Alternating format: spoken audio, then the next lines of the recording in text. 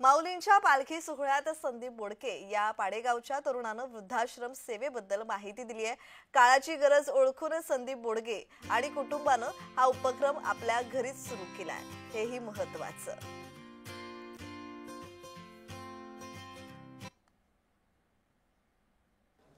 जय हरी विठ्ठल। मी आता माऊलींच्या पालखी सोहळ्यामध्ये आहे आणि वेगवेगळे उपक्रम, जसं मी म्हणतो नेहमी की माऊलींची वारी ही नुसती वारी नाही आहे की तेव्हा नुसतं ते जाणं येणं नाही आहे, तर आता समाज प्रबोधन, जनजागृती अशा अनेक गोष्टी या वारीच्या माध्यमातून आपण सातत्यानं बघत असतो।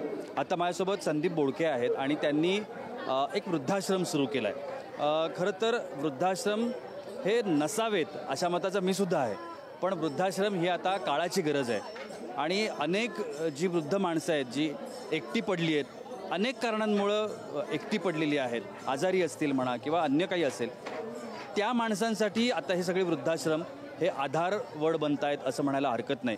संदीपजींचं काम कसं चालतं आहे आपण जाणून घेऊया। संदीपजी नमस्कार।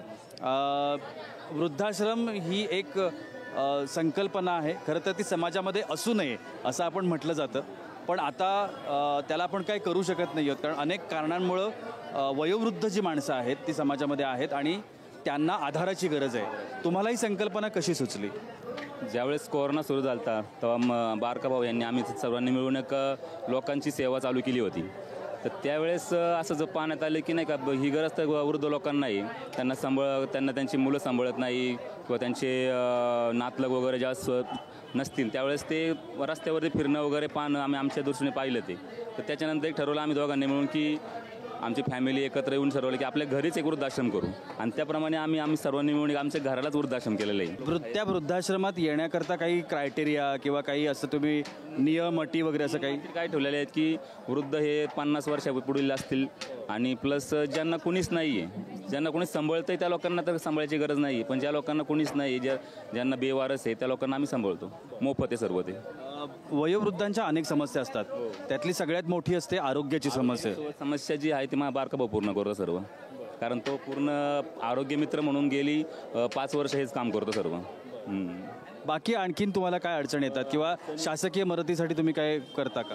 केलेले प्रयत्न आहे पण अजून काही भेटलेले नाही आम्हाला, त्याचं काय ते करतो आम्ही, आमचंच करतो सर्व आम्ही आमचं। मॅडम काय सांगाल तुम्ही या संकल्पनेविषयी? कारण घरची महिला ज्या वेळेला अशा पद्धतीच्या संकल्पामध्ये सहभागी होते, अर्थातच पुरुषासाठी तो एक आधार असतो। ह्यांनी जेव्हा ही संकल्पना माझ्या पुढे मांडली होती तेव्हा मला खूप आनंद झाला की माझा नवरा समाजकार्यासाठी काहीतरी करायला उत्सुक आहे। पैसे तर सगळेच कमवतात, पण समाजासाठी आपलं पण काहीतरी देणं आहे, या दृष्टीने आपण पण काहीतरी केलं पाहिजे, म्हणून तर मी त्यांच्या प्रत्येक चांगल्या कार्यामध्ये त्यांच्या सोबत असणार आहे आणि इथं पुढे राहणारच आहे। वृद्धाश्रमासारखी संकल्पना, जसं मी मगाशी सुरुवातीलाही म्हटलं, समाजामध्ये असूच नये अशा पद्धतीची मागणी पण सातत्यानं होत असते, चर्चाही सातत्यानं होत असते। मात्र आता काळाच्या ओघात येणाऱ्या ज्या काही गोष्टी आहेत त्याच्यापैकी ही एक समस्या आहे। वारीसारख्या या अध्यात्माच्या कार्यामध्ये सुद्धा वृद्धाश्रमासारख्या गोष्टींवरती काम करणारी संदीप बोडकेंसारखी माणसं आज समाजामध्ये आहेत, त्यामुळे समाज चांगल्या पद्धतीनं अनेक गोष्टींवरती काम करू शकतोय असं म्हणायला हरकत नाही।